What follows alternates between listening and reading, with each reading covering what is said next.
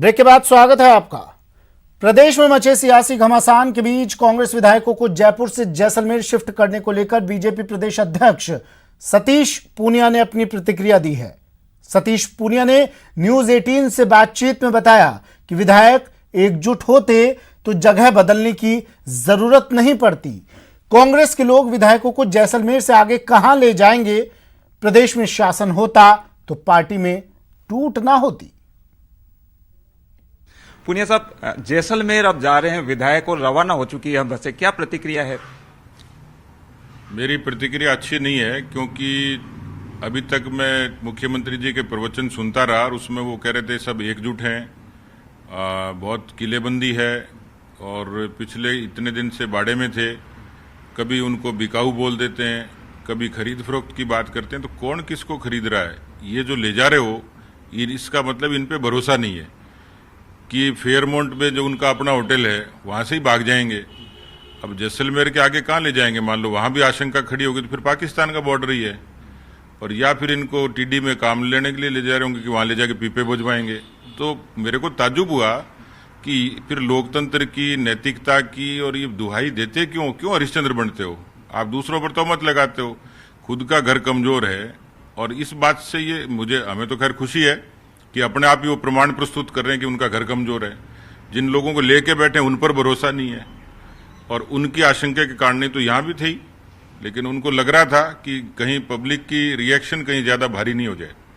ये कहा जा रहा है कि ईद, रक्षाबंधन सब होटल में मनाई जाएगी। इससे बड़ा प्रमाण क्या होगा कि लोगों को उनके अपने जो जरूरी ऐसी उपस्थिति थी जिसमें परिवार के साथ व्यक्ति होता है, उस पर भी पहरा बैठा दिया।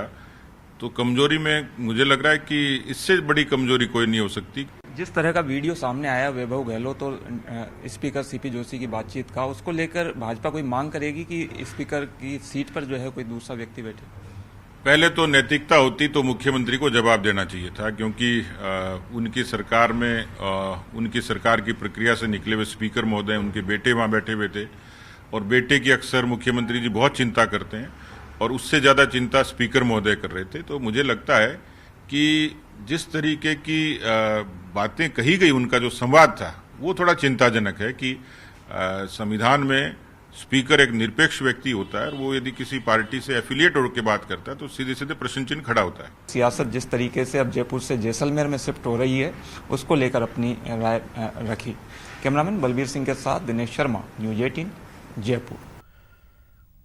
चलो, बड़ी खबर आ रही है दौसा से। दौसा में गहरे गड्ढे में 2 बच्चे डूब गए। एक बच्चे की मौत हो गई, गड्ढे से उसका शव निकाल लिया गया है। दूसरे बच्चे की तलाश अब की जा रही है।